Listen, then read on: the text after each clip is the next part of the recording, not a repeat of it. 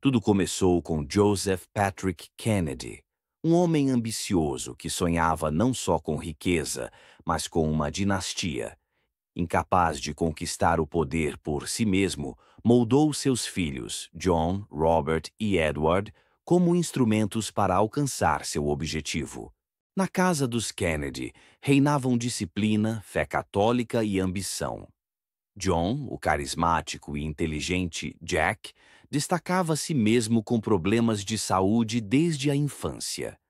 Já Robert, o sensível Bob, era mais reservado e fortemente ligado à fé e à família. A juventude dos Kennedy foi marcada por pressão e preparo. Durante a Segunda Guerra, John comandou a lancha PT-109, atingida por um torpedo japonês. Ele salvou sua tripulação, nadando por horas com um marinheiro ferido. Sobreviveu à guerra, mas a sombra da morte já cercava a família. Antes disso, em 1944, o irmão mais velho, Joseph Jr., morreu aos 29 anos em uma missão aérea explosiva no Canal da Mancha. Com sua morte, a sucessão política da família recaiu sobre John. Já como político, JFK era um astro em ascensão. Foi eleito deputado, depois senador e, em 1960, tornou-se o presidente mais jovem dos Estados Unidos aos 43 anos. Ao seu lado, Jacqueline, elegante e culta, redefinia o papel de primeira-dama. Juntos, formavam o casal ideal da nova América. Não pergunte o que seu país pode fazer por você. Pergunte o que você pode fazer pelo seu país. A era Kennedy, apelidada de Camelot, simbolizava um governo jovem e encantador, cercado de cultura e charme. Mas, por trás do brilho, haviam profundas rachaduras. Longe das câmeras havia casos extraconjugais e ligações obscuras acobertados por seguranças e assessores. Por fora, Camelot parecia encantador, por dentro era frágil. Enquanto a primeira-dama deslumbrava o mundo, o presidente vivia entre desejos secretos e encontros proibidos. Marilyn Monroe, estrela de Hollywood, mulher vulnerável e poderosa. Dizem que ele a ligava de telefones secretos. Outros dizem que ela sabia demais e que por isso foi calada para sempre. Happy birthday to you. Happy birthday to you. Happy birthday, Mr. President. Happy birthday to you. Happy birthday, Mr. President. Foram as últimas palavras públicas que ela disse para ele. Jacqueline silenciou, mas por dentro sentiu-se traída e humilhada ao saber do caso entre Marilyn e JFK. Segundo biógrafos, a atriz alemã Marlene Dietrich, amiga da família Kennedy, teria tido um encontro íntimo com JFK, embora ela fosse mais velha que ele. Ela era ligada à elite cultural da época. Com vestidos de seda, cigarros longos e olhar enigmático, Marlene Dietrich já havia encantado reis, generais e espiões. Mais que uma atriz, era uma lenda viva. Ele me admirava antes mesmo de ser presidente. Cresceu vendo meus filmes. Ele era bonito, jovem, ingênuo, queria se sentir homem. Mas era só um menino fugindo do peso que o pai lhe impôs. John não me conquistou, ele se entregou. Dietrich nunca falou muito sobre aquela noite, mas a frase que ela deixou foi clara. Eu vivi para ser livre, e ele para parecer invencível. Angie Dickinson, atriz de Hollywood nos anos 70, foi amiga de JFK e, embora haja rumores de um caso entre eles, nada jamais foi confirmado. Sempre discreta, ela nunca admitiu um envolvimento amoroso e limitava-se a descrevê-lo como encantador e carismático. Certa vez disse que teve com ele os 7 minutos mais emocionantes de sua vida. Mas não era só o brilho de Hollywood que entrava pelos corredores do Salão Oval. Judith Campbell Exner dormia com o presidente e também com Sam Giancana, um temido mafioso. Ela era o elo invisível entre o poder e o submundo.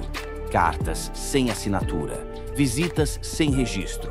Informações que talvez jamais fossem apenas sobre amor. Judith foi amante do presidente e mensageira da máfia. Guardou segredos que não podiam ser escritos e obedecia sem questionar. Ela estava lá, entre o presidente e o abismo. Às vezes, o fio entre o poder e o crime é uma mulher com um vestido preto. Houve uma estagiária de 19 anos, Mimi Alford. Apenas 4 dias após começar na Casa Branca, foi levada ao quarto do presidente. Surgiu um relacionamento revelado décadas depois. Mary Meyer, artista e socialite, teve um caso com JFK e foi assassinada em 1964 com 2 tiros a queima-roupa. A destruição de seu diário após a morte levantou suspeitas de encobrimento pela CIA. Camelot parecia perfeito, mas era frágil, feito de espelhos e segredos. Atrás da beleza havia rachaduras e conspirações. Talvez Jack soubesse, mas nem ela conseguia conter o peso escondido sob o tapete do Salão Oval. Após a Revolução Cubana, os Estados Unidos tentaram derrubar Fidel Castro com uma invasão fracassada na Baía dos Porcos, apoiada pela CIA. O fracasso fortaleceu Castro, aproximou Cuba da União Soviética e aumentou as tensões da Guerra Fria. Em 1962, a instalação de mísseis soviéticos em Cuba gerou uma grave crise. Os Estados Unidos responderam com um bloqueio naval e o mundo viveu o auge da tensão nuclear. O impasse terminou com a retirada dos mísseis soviéticos, em troca de garantias dos Estados Unidos de não invadir Cuba e remover mísseis da Turquia. A crise fortaleceu Castro e a aliança Cuba-União Soviética. Robert Kennedy foi essencial na crise dos mísseis, negociando secretamente a retirada dos mísseis de Cuba em troca de garantias dos Estados Unidos. Sua ação ajudou a evitar uma guerra nuclear. E então veio o tiro em Dallas. Em 22 de novembro de 1963, durante um desfile em carro aberto pelas ruas de Dallas, o presidente John Kennedy foi atingido por 2 disparos, um no pescoço e outro, fatal, na cabeça.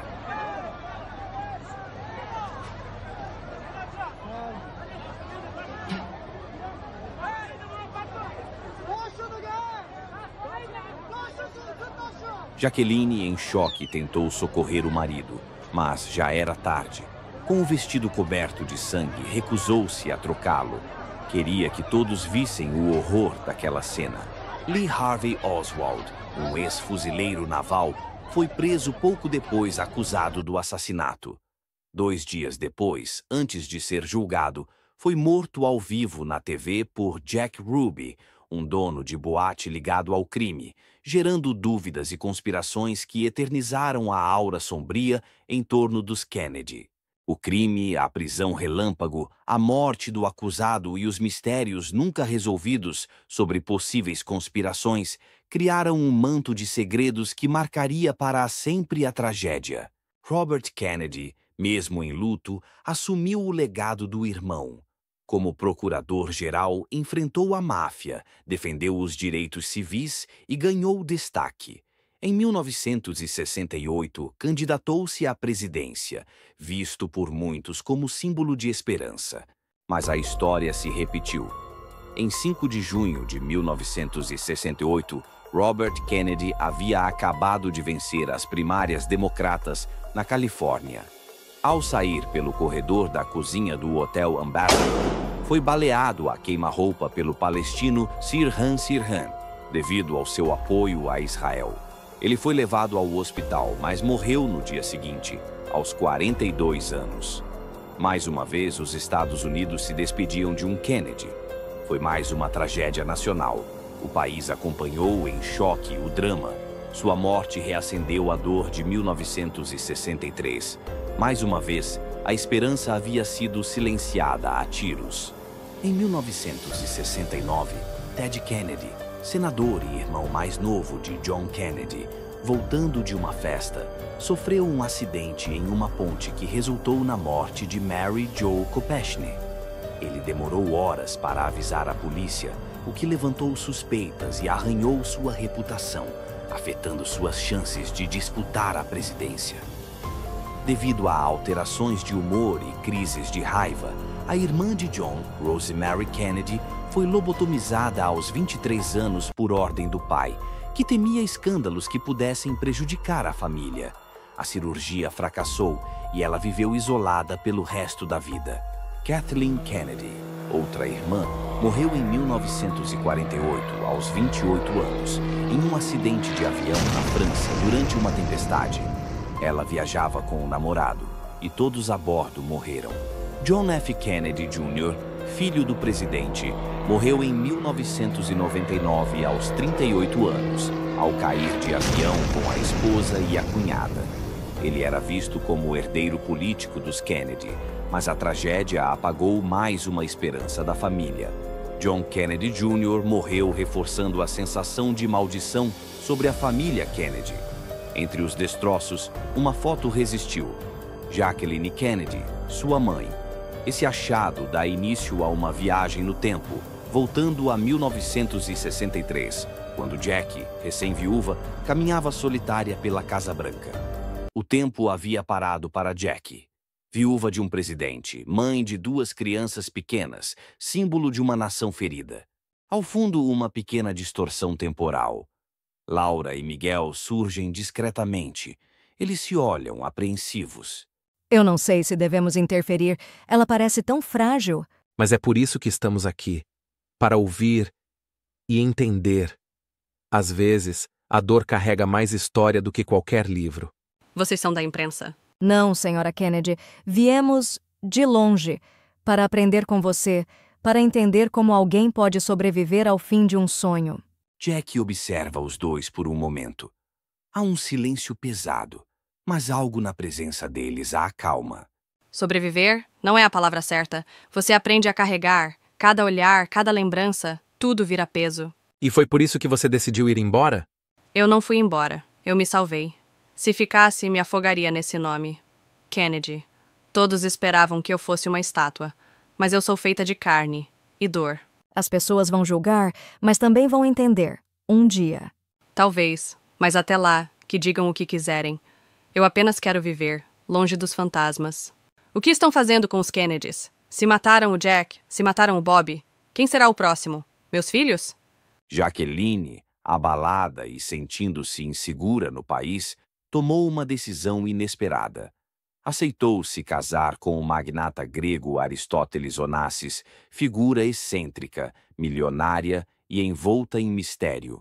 Eles já se conheciam de eventos sociais, mas naquele momento ela não buscava amor, buscava segurança.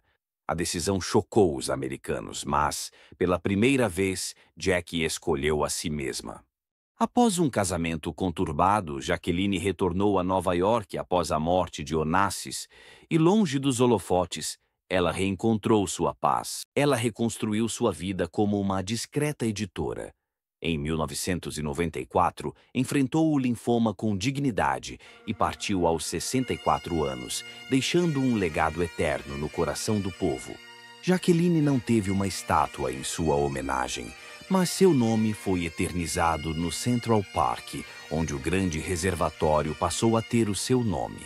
Entre o poder e a dor, entre a glória e o luto, a família Kennedy construiu uma narrativa mítica, uma verdadeira odisseia americana. Uma sucessão de feitos grandiosos, acompanhados por perdas irreparáveis. Riqueza, beleza e poder, sim, mas também funerais em série, orações interrompidas e sonhos desfeitos. Ainda assim, os Kennedy deixaram algo mais.